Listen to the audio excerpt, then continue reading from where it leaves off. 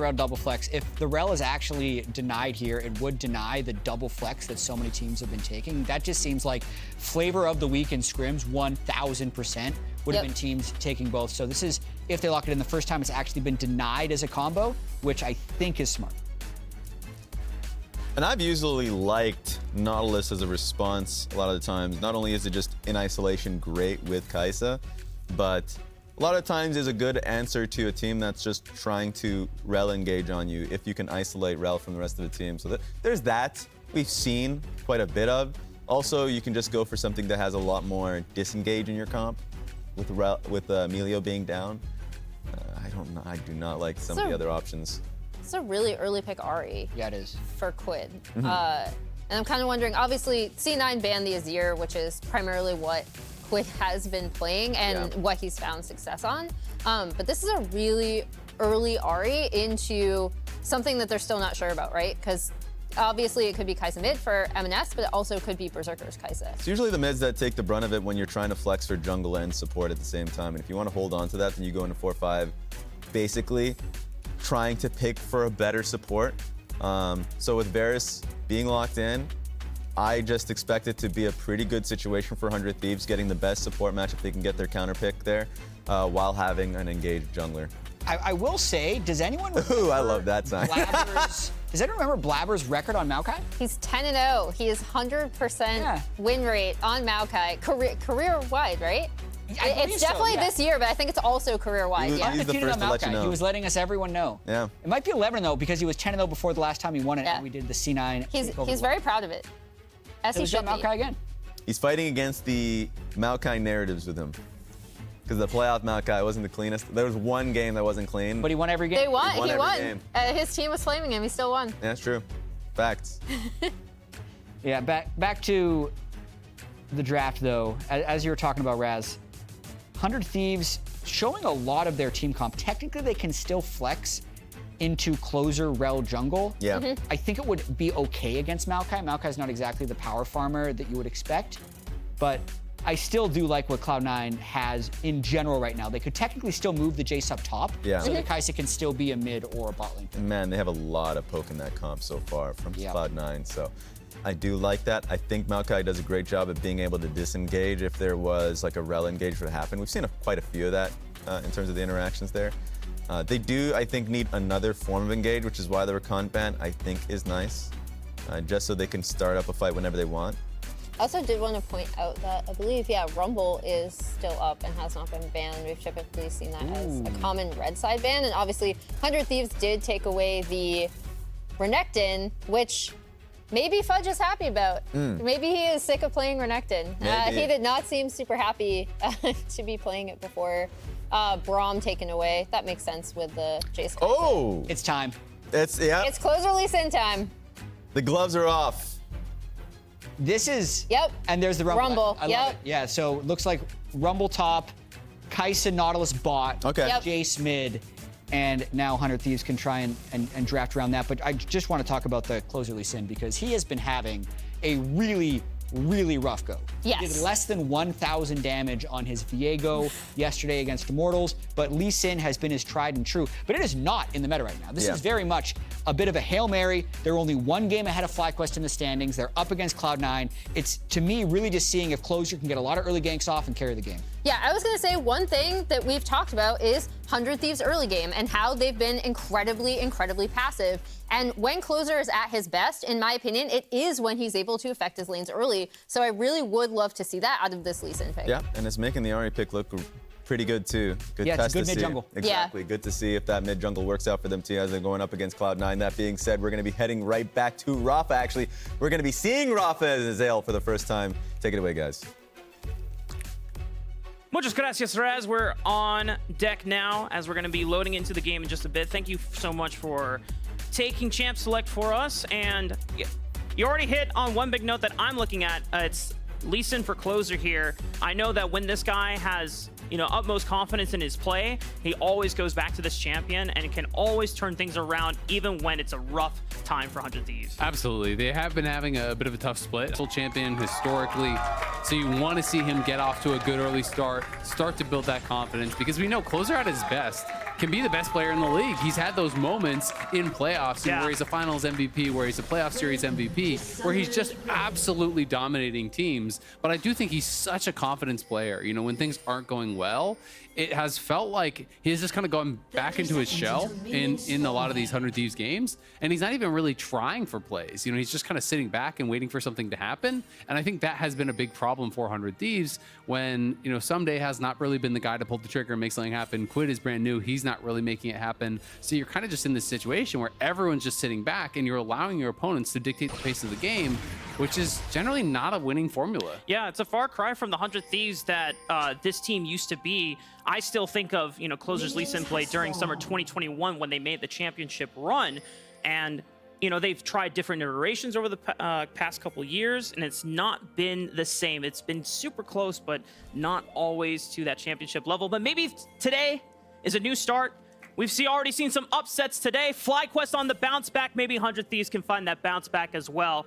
As we're going to look at these first level jungle clears. Already Lee Sin starting on the bottom side of the map. He can make a couple choices here. Lee Sin not necessarily the fastest full clear jungler, but if he wants to go for an early gank, 3 camps, start looking to a lane that he can snowball. Yeah, absolutely. We'll see where he's going to go. But, to speak a little bit about the importance of this series, Cloud9 has been dropping some games. They are now tied for first with Golden Guardians, but of course they want to be able to stay ahead of that. They want to be able to keep picking up wins. And for 100 Thieves, it's actually getting a bit dicey, right? Early on, I think they had a pretty decent start, but they are now sitting at 5-8. FlyQuest has only 1 win behind them now after their last win, right? And they're sitting in 8th place. They're sitting in 8th place, so they're dead last in playoff spots. Only 8 teams do make it. 9th, 10th is going to miss, so they cannot afford to actually fall behind. They need to start picking up some wins, secure their spot. And if they do win out, there's no way for them to be caught. But even if they pick up a couple wins, they're probably going to be in a pretty decent spot. So it is really important that they get things working, because the expectations, I think, were much higher than just like a team that barely scrapes into playoffs and gets knocked out for this squad. Yeah, I mean, they imagined that when Someday came back in, almost said Some Daddies, and then Quid coming in for the replacement as well, 100 Thieves, they were expected to at least just guarantee top 6. The fact that they are now in a pressure point where FlyQuest and Immortals are on their tail to knock them out of playoffs puts a lot on the back of their mind. So 100 Thieves just have to find that composure to stay balanced and stay focused and, truck it out. Yeah, absolutely. I mean, I think for a lot of their games, it kind of just has looked like it's been up to DoubleLift to carry. There hasn't been a lot of proactive stuff going on, and then generally that does mean it's going to come down to 5v5, so you kind of hope your AD can do something. But the problem has been a lot of the time, they're playing those team fights from a really disadvantageous position, and sometimes there is a lot of focus down towards bot lane. DoubleLift yesterday even tweeted out after his game that he thought he had a horrible game, where he was getting picked on pretty heavily, died 4 or 5 times relatively early on, was completely knocked out of the game.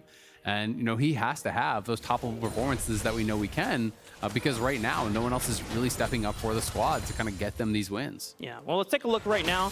We're under 4 minutes in a closer, as we talked about before. Lee Sin, not necessarily the fastest full-clearing jungler in the game, so skipped over those Krugs to make sure that he could get to the top crab first, whereas Blaber got his full clear in. He's up on levels at the moment. He has pretty much the full map if he wants to play for, but Maokai is a jungler against the Lee Sin matchup. If you just let the game play out and Lee Sin doesn't get anything done, then the only thing you bring to the team as Lee Sin is finding that miracle in second gauge, right? Or just at least peeling off a threat with the kick.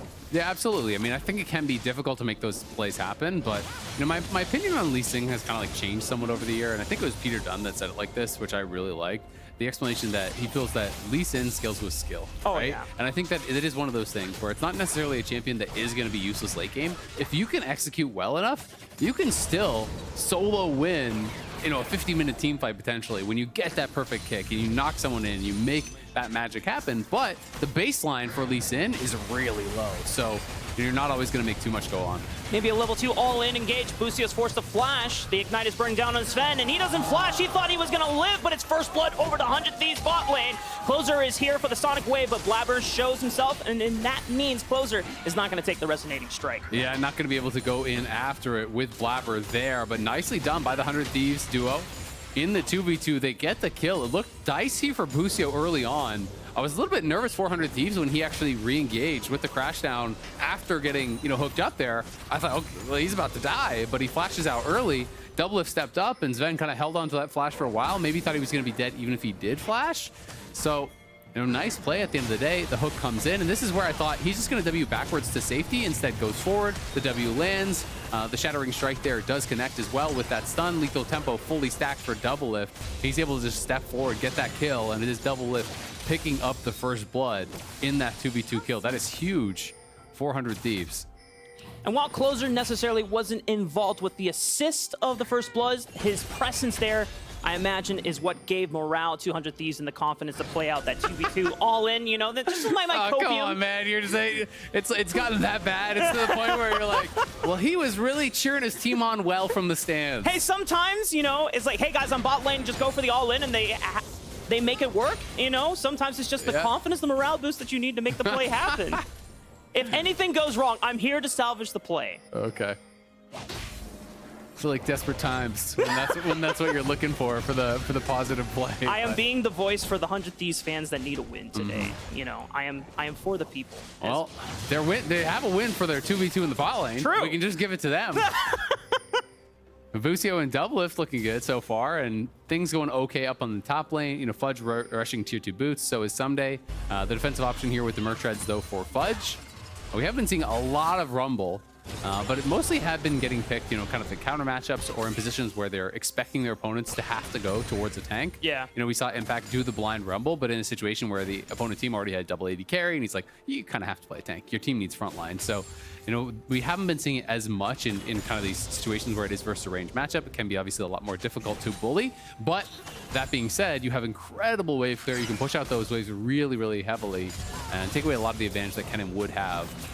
Could be vulnerable here as Busio might be going down. They know he doesn't have flash, and this time Zven saves the flash. The flash from Blaber follows up on Busio, and he's got nowhere to run as long as Berserker can get one more auto attack, and it's the final in the queue that gives the killing blow. DoubleLift wants to fire right on back, but he steps too far forward, uses the cleanse, flashes backward, but it baits enough time. Maybe Closer can look for it, flash Q, but Berserker flashes it, but Zven's got nowhere to run. Surely DoubleLift cleans it up, and yes, they do! 100 Thieves fire right on back. Okay, this time I'll give you the Lee Sin support here. But Quid coming down, pop the ulti, he's gonna look. Oh, okay, Spirit Rush into Flash into Charm, doesn't quite go, missing it, but 100 Thieves at least find the kill onto Berserker. Execution be damned, it doesn't matter, they got it anyway. Yeah, the spells did not connect there from Quid. Oh, Quid, you gotta get out there.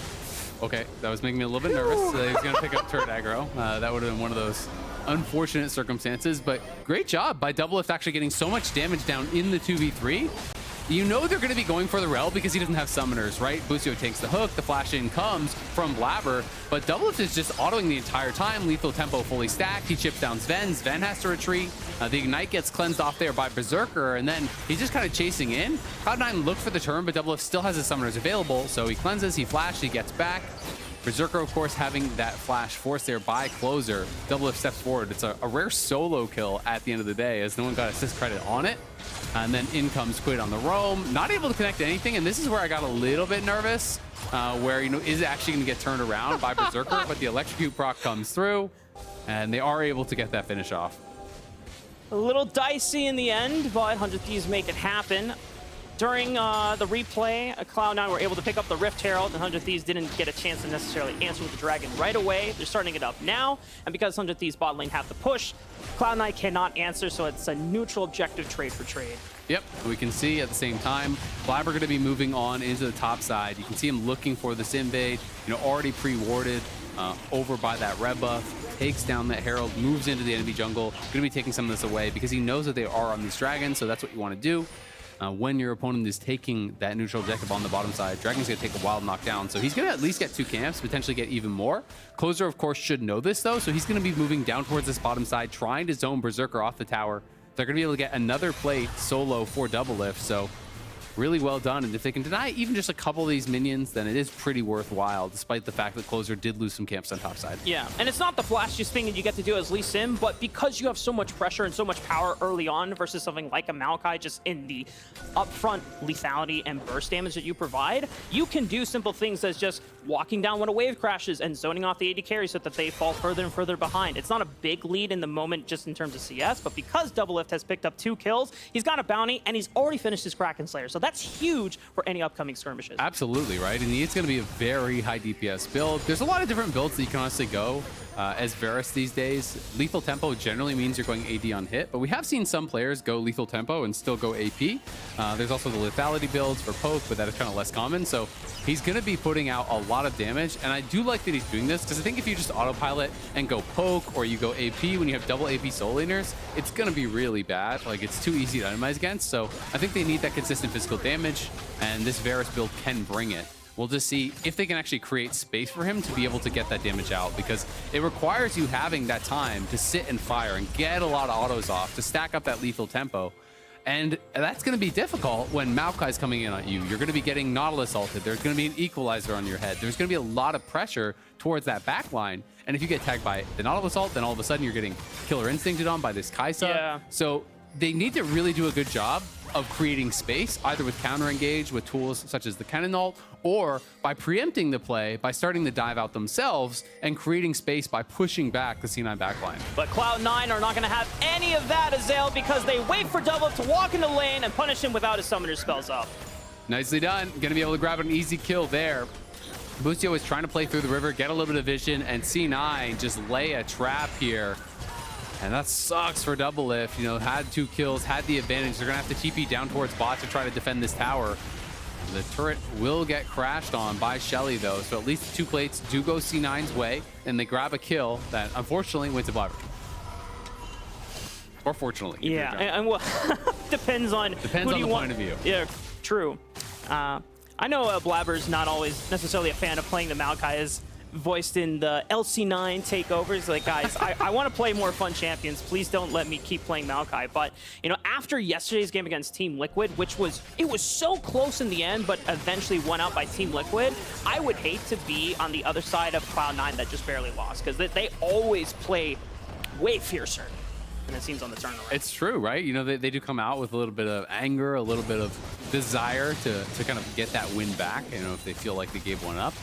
And we'll see if they're going to be able to do that. You know, they touched on the desk. They were talking about the 10-0 for Maokai. It is actually an 11-0 now after that last win, because I think he was talking about it, you know, before his last win. Yeah. So 11-0 career on the Maokai for Blaber, looking to go 12-0. We'll see if he's going to be able to do that. But we already touched on the Lee Sin stats for Closer, which is both his most played and one of his highest win rate champions, a 70% win rate. Yeah, but it's versus 100% win ratio, so math. Checkmate. Yeah, Cloud9 already won. Should have let him lock in the 100% win rate champ. Yeah, that was Why don't they fault. just do that at Worlds? It's easy. Come on. Real. All right, well, Cloud9 make it to Worlds again, and then just lock in the 100% Maokai. win rate champ. Come on, guys. Drafting is easy. I mean, they always say it's draft diff. It's Mithy's fault. True, So. true. He always locked in the lower win rate champions. What was he thinking? That's crazy. Well, you know, Zven is doing his best job to perform on a champion that he has said, That you know, isn't Yuumi. Yeah, that isn't Yuumi, so he's beating the allegations. As Cloud9 still able to bounce back. The fact that off of that play of the trap, getting DoubleLift down, Berserker catching those plates.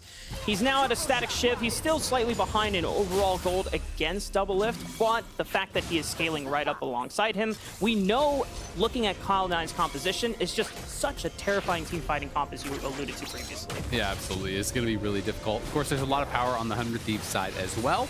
But I think potentially more difficult to execute on what they have to get done here with their comp to really make it happen. And yeah, Berserker is a little bit behind, but it's like 300 gold. Honestly, who cares at this point? It's not going to be that big of a difference. 14 minutes in has not resulted in an item completion before a fight or anything like that. You can see Cloud9 moving up towards that top side, potentially trying to get some vision and maybe set up for this next Herald. But it is the dragon spawning on bot side, Closer's in the area, so 100 Thieves going to be playing towards that. And this means Someday does have to be a little bit respectful up in that top lane, given that it is not being contested on bot side. So he's going to have to sit pretty far back here or risk dying. I mean, he should expect that someone's coming up. And Zven has made his way through the fog of war, so they have no idea if Zven is up on top side yet until he goes for the vision control ward. So that means that Cloud9 are just invested into making sure that Someday cannot leave lane. Fudge is able to get the safe push in. This is a Rift Herald trade for second dragon of the game to 100 Thieves. And you can see how respectful DoubleLift is actually being. Look at him sitting on the map. He's just kind of sitting in this area, that neutral area between the dragon and mid lane. He's not walking into mid lane because, again, he knows most of his team is all down towards bot. He could get picked off, similar to what happened down in bot lane. So paying respect over to that, he's just going to sit back at the tower, wait for the wave to crash.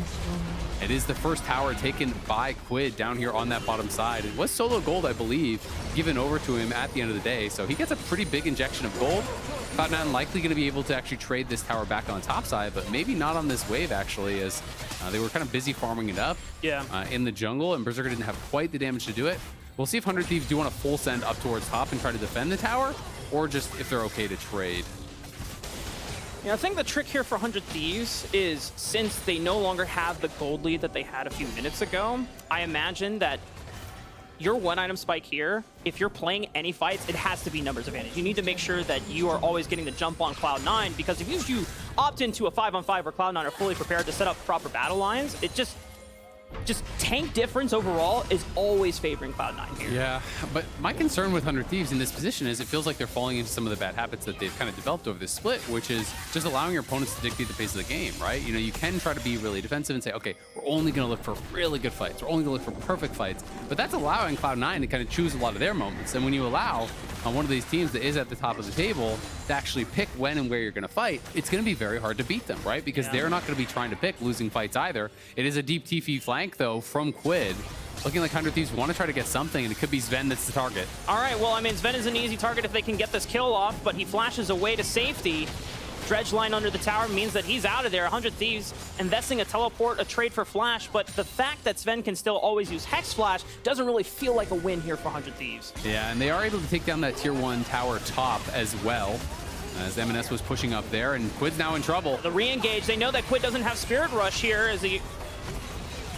Maybe the trail equalizer is going to light them all up on the pieces. DoubleLift is forced to flash over the wall. Nice kick from Closer, keeps Berserker stunned up, and they all end on that play. They're only able to trade one back. Someday firing with the teleport of his own as he re-engaged into Cloud9's backline, and he's able to trade one back. Blaber stunned up. 100 Thieves come alive as they don't let Someday down, and 100 Thieves pick up a massive win. Oh! Put over the wall, EMENES from downtown. Accelerated shock blast silences Quid. EMENES able to snipe down Quid, but that was 4 kills for 100 Thieves as they just full sent it onto DoubleLift. Everyone kind of going in, trying to take him out. Remember, Zven didn't have his flash, so the whole team couldn't actually get there. Blaber starts it off with the ulti here. Busio in position to block it up. You can see he actually buffered the crash down there, and then down comes the equalizer. DoubleLift realizes, I gotta cleanse, I gotta get out. Berserker flashes in to follow. There's the kick flash from Closer over on a Berserker. He goes down in a hurry. DoubleLift does fall as well, as Fudge had gone over the wall to try to help him out, but that's both committed flashes there from Fudge and Berserker just to chase down on DoubleLift, and they end up going down. And then on the other side, Someday barely survives. He's able to get out of there. This is a big shock blast. I'm actually pretty surprised that killed him. He was at a good 30% or so HP, so showing the power of that Jayce. EMENES has quietly been forming up a storm here. He is just 1-0-0 after that one kill, but he is really rich and does already have the Duskblade complete. He's got the Manamune stacking up and has less Whisper on top. So richest member in the game, very quietly. Got a lot of plate gold in the earlier stages and did get isolated tower gold up on the top side when they were trading. So he's pretty stacked. I mean, there's a lot of time that 100 Thieves used Quid to roam and affect the bottom side of the map, trying to pressure and continue snowballing DoubleLift. I imagine that was a lot of time where EMENES just got solo resources, as you already pointed out. And for 100 Thieves, it seemed that team fight was going to give them the rejuvenation they needed to find another snowball, but Cloud9 once again, one step forward, one step ahead of the play, seemingly. Maintaining that gold lead is important, because now we're heading into the mid game where 100 Thieves, they're going to run out of gas soon if they don't play these fights well. Absolutely, and they're going to have people stepping up. You need to have Someday and Quid stepping up. They're in a pretty good position. DoubleLift is going to be continuously focused very heavily in these fights. He has no flash, so it'll be a really tough dragon fight to navigate for him. So that puts more pressure on Quid, who was able to grab a couple kills in that last fight. You know, he's sitting on 3 kills. He needs to be a difference maker in these 5v5s. 100 Thieves got the first 2 dragons and would love to continue stacking, but it's going to be a difficult approach to the fight. And you can see how respectful DoubleLift has to be. Walks all the way back towards that wolf spit. No sums. But I mean, man, it is hard to walk in here through all these Maokai saplings, and I don't know. Busio looking for a Hex Flash, doesn't find anyone. Cloud9 all tightly positioned on the left side of this flank. They've given up river control over to 100 Thieves, and now Closer is threatening 4,000 HP on the Dragon. Cloud9 still waiting. Quid fires for Spirit Rush, but it's just the equalizer right on top of the engage from Zven, and oh my goodness, this is going to be disastrous for Cloud9, but 100 Thieves, they're just falling by the wayside. Cloud9 turned that fight completely around. It looked bad once Zven first went down, but as Nautilus, you know, your life is for the team. All 4 stay alive while they take down 100 Thieves. Yeah, Quid went in on the engage, and yes, he survived, but he had to flash out, had to use the Spirit Rush to get out. Gave up almost all his health, did not really put any pressure on the carries. The equalizer comes down, Berserker and EMENES have space, and Cloud9 destroy the fight. And just kind of keep your eyes on this initial engage, watching Quid. You know, there's a lot of pressure on him to be successful in this fight. He Spirit Rushes forward, hits the charm on his Zven, but why is that the target we're going for here, guys? The hook was also buffered out by Zven, so yes, he flashes, he Spirit Rushes, he survives, Zven goes down. But look at the position of the carries. DoubleLift is already zoned out of the fight by Fudge. Berserker and EMENES are untouched, and it's just not a winning position. Those are the fights that you have to be able to execute on. You know, if they win that fight, if they're at soul point, it's a completely different game. Now, you have that kind of incorrect target choice. Cloud9 destroys you in a fight, stops your stack towards soul, takes the Baron, and the wheels have fallen off for 100 Thieves. Yeah. And at 4,000 gold lead for Cloud9, it might not seem like much, but the fact that we pointed to 100 Thieves being the team that had to get off with the snowball early in the game. I mean, we know that Closer can always maybe find a miracle play with this Lee Sin, as you already alluded with the Peter Dunn point, but it's just the ability and the difficulty to do it, it just becomes so much harder. Especially against teams that have a lot of point and click CC, right? You know, you can be trying to go in for that play, you're trying to look for a kick flash, and you just get Maokai W, Twisted Advance comes through, and all of a sudden, it's pretty unfortunate, right? So we'll see if he's going to be able to find any sort of a play. You know, when you have Ahri and Lee Sin, you've got to be playmakers. You've got to find these correct angles, and 100 Thieves have not been able to do it just yet, but they're looking for EMENES now. Okay, Closer looks for the kick on to EMENES. Do they have the damage follow-up? EMENES is starting up for pretty much a lot of the time, but Closer trying to flash over the wall, but EMENES still survives! And Dustblade allows him to keep alive, and Cloud9 is just cleaning up all the 100 Thieves members on the other side of the wall. Oh, it's disaster for 100 Thieves, and Cloud9 for them. It's just another day in the office. Triple kill for Fudge. They're pushing in the minion wave. And with the Baron buff on their side, I don't know if they're going to do fatal damage to the Nexus, but they're going to look for as much as they can. Yeah, they're looking for a lot here. Fudge flashed in, caught DoubleLift with both the Electro Harpoons at the end there, is able to get the kill. The initial engage on EMENES was great. They got the kick, they landed the charm, but they weren't able to finish him off, and Quid went into his Zonias pretty early there, didn't quite finish off the kill. And we can watch this one more time. You know, the initial play was good. I don't think they were aware that Closer is here, so Closer finds the angle, Q connects, Wardhop, kickback, Charm connects as well, but you have got to make sure that this guy is dead. Quid goes into the stasis, doesn't get that final damage out, had 2 charges of that Spirit Rush. You know, DoubleLift couldn't connect any damage to actually finish him off. You know, Someday was not there at the same time, so unfortunately EMENES gets over the wall, Closer dies chasing him, and then this is kind of just insult to injury as Fudge flashes forward, connects on both the Electro Harpoons there, has the big slow, and DoubleLift not able to get out, and now this game is really all but over. Cloud9 showcasing their skill in these 5v5s, in these team fights. You know, 100 Thieves had some good moments, but just haven't really been able to fully coordinate it when it matters most. For Cloud9, just a couple minutes away before they can push in this wave, find one more fight. 100 Thieves, the risk tolerance for making plays is now at an all-time high. You have to just do something. There's no point in just letting the game being choked out against your will. But a snipe from EMENES onto DoubleLift means there's no more carry from the side of 100 Thieves. An easy engage as EMENES follows up with a double, and Cloud9 are about to make this simple as they push into the base of 100 Thieves. That was crazy. DoubleLift was full health. I think that was just Voidseeker Shock Blast was 100% of his HP. That is ridiculous. You're 2 screens away and then you're dead. And now Cloud9 marching on the Nexus. Here comes the TP. They want to finish the game. Someday goes in for one slicing Maelstrom, but doesn't get all the full procs off. He pops before he gets anything done. Cloud9 take out Closer again, and it's just Busio all alone to defend the base. Cloud9 do have to wait on the next minion wave to push in, and for them, it just might be too much time to wait as they're going to take a reset. Yeah, not wanting to risk anything too crazy. Let's just, okay, so he wasn't 100% HP, I'm exaggerating. This is like more like, what, 60, 70% HP, somewhere around that. He has 1200 HP. You can see the big notch and then the small, so it's, yeah, it is the Shock Blast and the Void Seeker. The Void Seeker hit him in between, but the first strike damage is actually delayed there. So I think it was actually the first strike damage that gets the killing blow from EMENES. So it was Shock Blast hit, then the W from Berserker hit, and then the first strike damage from EMENES hit, which gave him the killing blow, I believe. But yeah, that was 1200 HP is what DoubleLift had. You can just see by the little tallies on his name. So definitely was not full health, but geez, that is a lot of damage from very far away. And combined with the Duskblade passive too, where it gives execute damage based on missing HP. I mean, that's... Yeah, it could have been Duskblade damage coming in as well. I'm not actually sure what it was that finished off. I know there was like that little travel time on first strike, so I was thinking maybe that was why it worked that way. Because it is funny seeing Shock Blast hit first, then another spell hits, and then you get the kill. You know, it's like Berserker just thinking, I was robbed, that was my kill. I had the last Should have gone Ludens, bro, you would have got it. I mean, EMENES is having fun this game. He's got a Spear Shojin. I don't think I've ever seen that build on Jayce before. It is really, really good. So when you actually get late game on Spear Shojin and Jayce, you can get to a point where you can do 2 Shock Blasts per acceleration gate. So it is like really, really strong for poke. We'll see if he has enough cooldown. So let's see. Is he going to get a second one in this? Yep. There it is. So you can actually hit that point where it's more of a late game build, but C9 going to end the game. I mean, they're winning it all right. I mean, do I even have to cast it? They throw out all their ultimates pretty much at this point. 100 Thieves are just crumbling.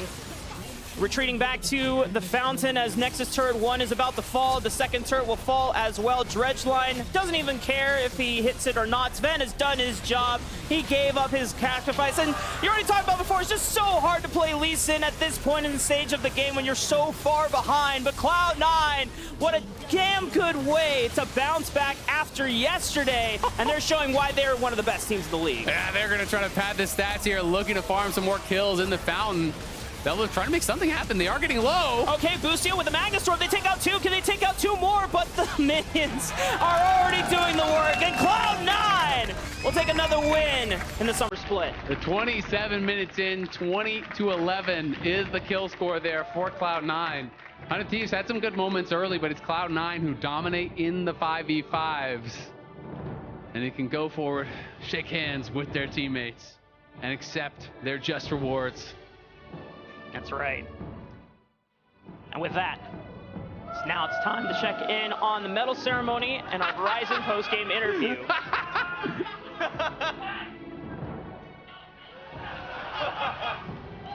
We have a little bit of confusion at the medal ceremony right now with, there seems to be a little bit of a traffic jam over here. We're gonna wait until they clear this out to see who has received. Okay, so in 3rd place, we have representing Australia, Fudge for his excellent Rumble performance. I'm sure he's happy that he got to play that.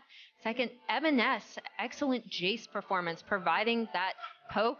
And of course, the gold medal representing the United States goes to Blaber. He is undefeated on his Maokai. And we are going to now set an interview with the winning team. All right, don't run away from me right now. It's a slight interview. You're 12-0 on the Maokai. Yeah. Who do you credit this to? Myself. I'm very good at Maokai. What about Cap. What about your coach, Mithy? He dropped in Maokai, so good for him, but Maokai is still very boring, so I hope he doesn't do it again. All right, EMENES, you were farming up like a storm. You got the silver medal. How do you feel? Kind of boring. It's a little boring. That's why you're getting second, buddy. Any response? Oh, no. Zven, it seemed like you wanted to be first here, but it didn't go your way. How did you feel about that decision? It's okay. We got to make up for the height difference. All right, there it is. All right. Congratulations, C9, for the win on that one. And we send that run back to the casters.